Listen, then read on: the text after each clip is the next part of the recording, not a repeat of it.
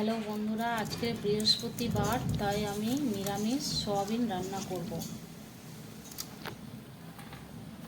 এই সয়াবিনটা আমি গরম জল করে ভিজিয়ে রেখেছিলাম 5 মিনিট, একটু সফট হয়ে গেছে। এখন আমি এটা চিপকে নেব। এটা চিপে ফ্রাই করব।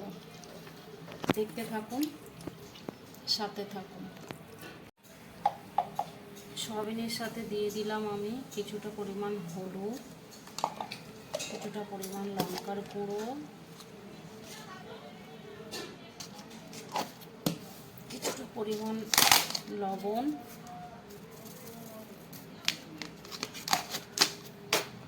আমার সেই পেস্ট করে রাখা মশলা কিছুটা পরিমাণ দিয়ে দিলাম।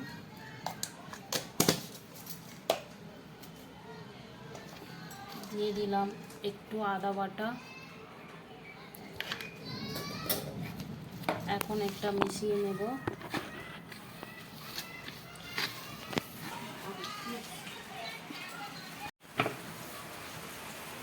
কড়াইতে দিয়ে দিলাম তেল। 3টে আলু আমি কেটে রেখেছিলাম সয়াবিনের জন্য, এখন ফ্রাই করে নেব।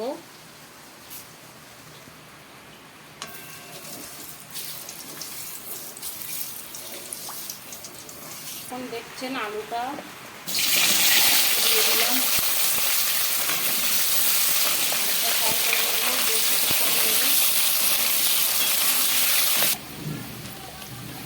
দিয়ে দেব হলুদ গুঁড়ো,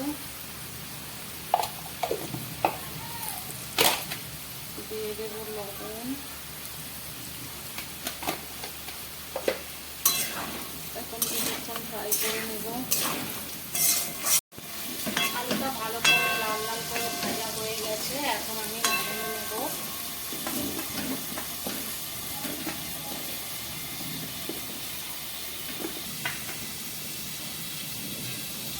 আমি এখন কষে রাখা সয়াবিনটা ফ্রাই করে নেব।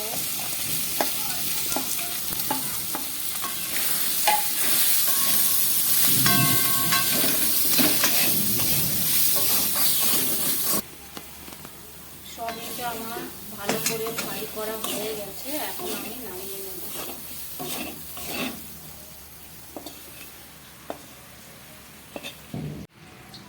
কড়াইতে দিয়ে দিলাম সরিষার তেল। এখন আমি মশলাটা কষিয়ে নেব।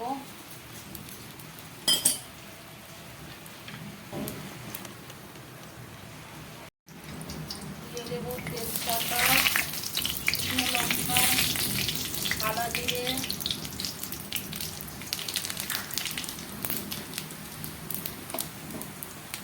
পেস্ট করা আদা,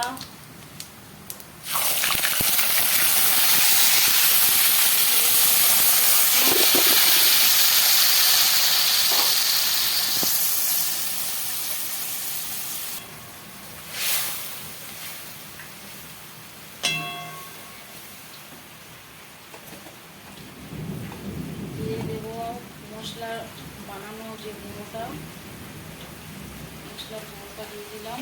মশলাটা আমার নিজের হাতে বানানো মশলা, খুব টেস্টি। তরকারিতে দিয়ে দেখবেন।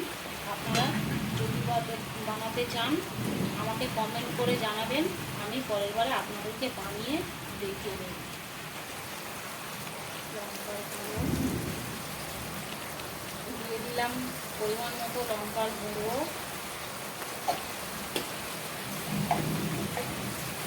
পরিমাণ মতো হলুদ গুঁড়ো,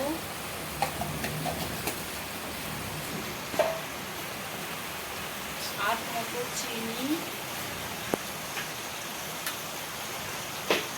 এটা কষিয়ে নেব।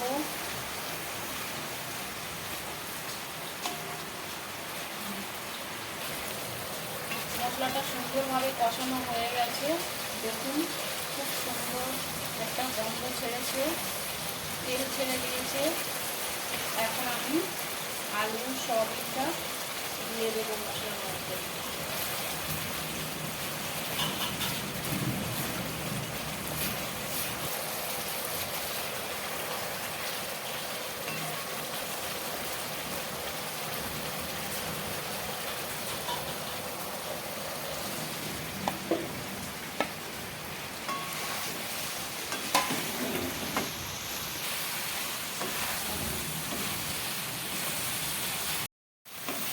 মশলার সাথে আলু সয়াবিন 2 মিনিট মতো কষিয়ে নিয়েছি ভালো করে।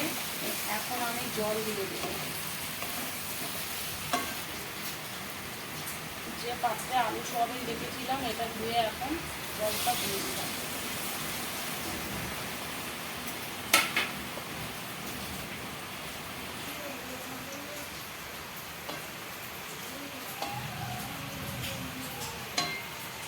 তরকারিটা হয়ে এসছে, আলু সিদ্ধ দেখুন তরকারিটা হয়ে এসছে, আলু সিদ্ধ হয়ে গেছে। এখন আমি দিয়ে দেবো গরম মশলা,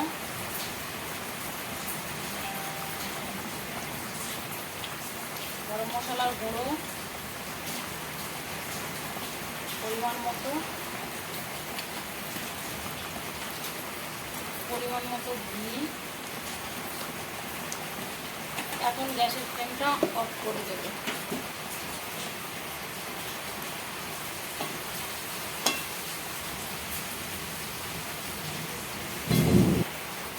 বানানো হয়ে গেছে, এখন আমি ঢেকে দেবো।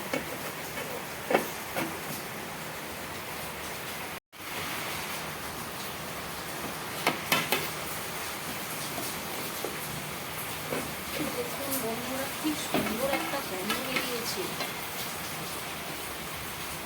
খুব টেস্টি হয়েছে। ঘি গরম মশলা যা আছে না সেই জন্য এত সুগন্ধ হয়েছে। আপনারাও এইভাবে ট্রাই করবেন, এইভাবে বানাবেন, খুব সুন্দর খেতে হবে।